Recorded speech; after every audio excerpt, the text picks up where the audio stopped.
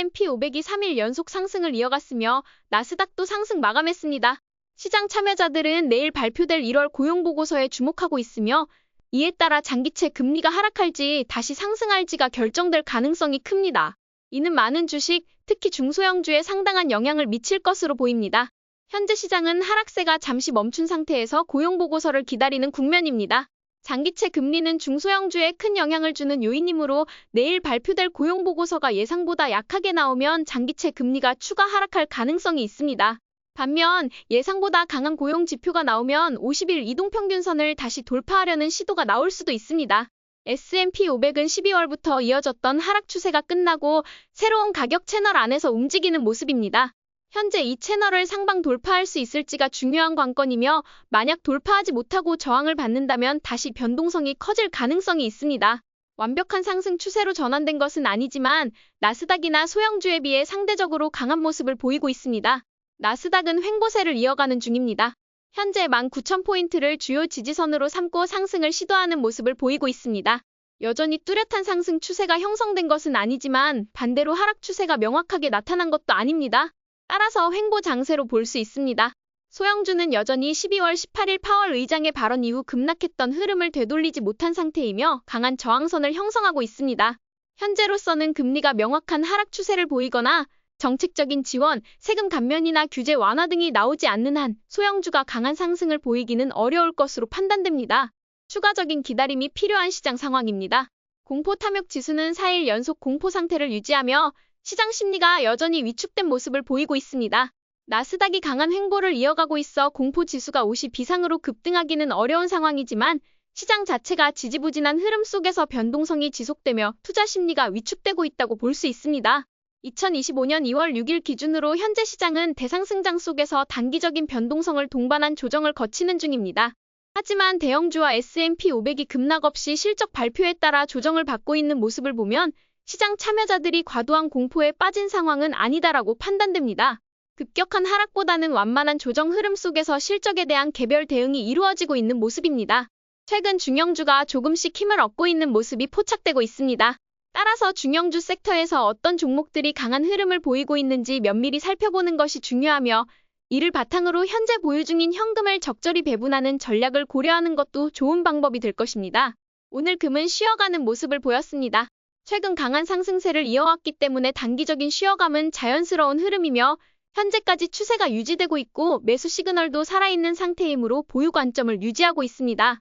금 관련 주식들은 금 가격이 상승할 때 2배씩 움직이는 특징을 보이는데 현재 금이 약 5% 상승한 반면 금 관련 주식들은 10% 가까운 수익률을 기록하고 있습니다. 이는 원자재 관련 주식이 레버리지 효과를 가지기 때문입니다.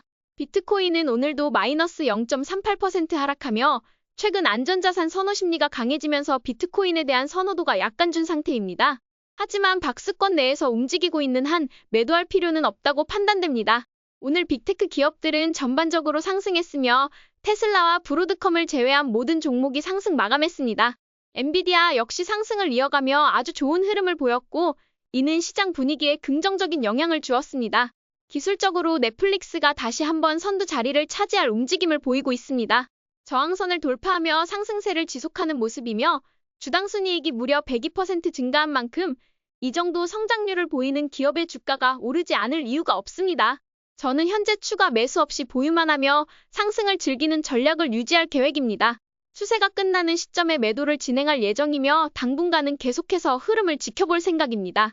메타 역시 추세가 형성된 시점에서 매수했다면 지금은 그냥 즐기는 시간입니다. 추가적인 매수나 매도 없이 그저 추세를 지켜보는 단계라고 볼 수 있습니다. 아마존은 오늘 2024년 4분기 실적을 발표했으며 예상치를 웃도는 실적을 기록했습니다. 하지만 2025년 1분기 매출 가이던스가 시장 기대치를 밑돌면서 시간 외 거래에서 주가가 마이너스 4% 이상 하락한 모습입니다. 다만 구글이 시간 외에서 7에서 8% 급락한 것과 비교하면 상대적으로 나쁘지 않은 반응을 보이고 있습니다. 내일 시장이 어떻게 반응할지가 가장 중요한 포인트가 될 것입니다. 한 가지 아쉬운 점은 아마존의 클라우드 매출 증가율이 마이크로소프트와 구글보다 낮았다는 점입니다. 하지만 총 매출 규모를 고려하면 아마존이 여전히 구글과 마이크로소프트를 압도하는 점은 변함이 없습니다. 매출 규모가 크기 때문에 증가율 자체는 상대적으로 낮게 보일 수밖에 없는 상황입니다.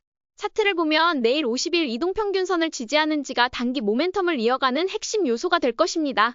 만약 50일 이동평균선을 유지한다면 9월에 매수했던 기존 보유분은 그대로 유지할 계획입니다. 반면 내일 추가적인 하락 조짐이 보인다면 단기 매수 시그널은 무효화되므로 즉시 매도를 진행할 예정입니다. 구글은 오늘도 50일 이동평균선을 유지하며 12월 초 돌파 흐름을 이어가려는 모습을 보이고 있습니다. 현재로서는 보유 관점을 유지하는 것이 적절해 보이며 추가 하락이 나오지 않는다면 반등의 가능성이 충분히 있습니다. 브로드컴은 어제의 상승을 유지하며 마감하여 매우 긍정적인 흐름을 보여주고 있습니다. 현재 박스권 내에서 조금 더 힘을 응축한 후 추가 상승할 가능성이 높아 보입니다. 박스권 돌파 여부가 관건이 될 것입니다. 테슬라는 오늘 12월 말 저점이었던 373달러까지 하락했다가 다시 반등하며 마감했습니다. 테슬라는 급락이 나올 때마다 투자자들의 강한 매수세가 유입되는 종목이기 때문에 이번에도 지지선에서 반등하는 모습입니다. 다만 현재 단기적으로 뚜렷한 상승 모멘텀은 없는 상태이므로 추가적인 상승을 기대하기보다는 추세 전환을 기다리는 것이 유리해 보입니다. 애플과 마이크로소프트는 오늘도 별다른 움직임 없이 횡보를 이어가고 있습니다. 엔비디아는 오늘 200일 이동평균선을 완벽하게 안착하면서 다시 상승할 여력을 보여주는 모습입니다. 이는 굉장히 긍정적인 신호이며 추가 상승 가능성이 높아 보입니다. 일반적으로 200일 이동평균선이 붕괴되면 장기 매도 시그널로 해석할 수 있기 때문에 트레이딩 관점에서는 매도하는 것이 유리한 전략입니다.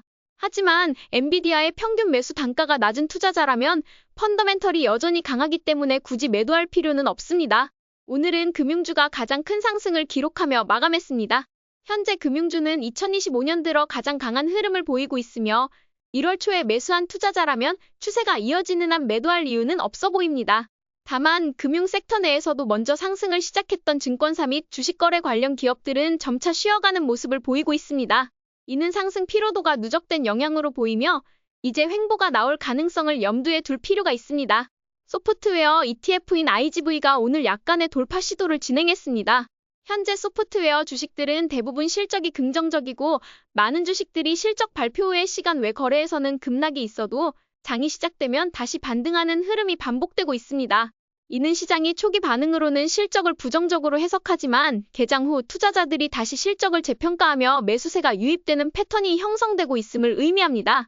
이런 흐름이 이어진다면 소프트웨어 섹터가 다시 상승을 시작할 가능성이 높아 보입니다. 팔란티어는 실적 발표일 저점을 강하게 지지한 후 오늘도 엄청난 상승을 이어갔습니다.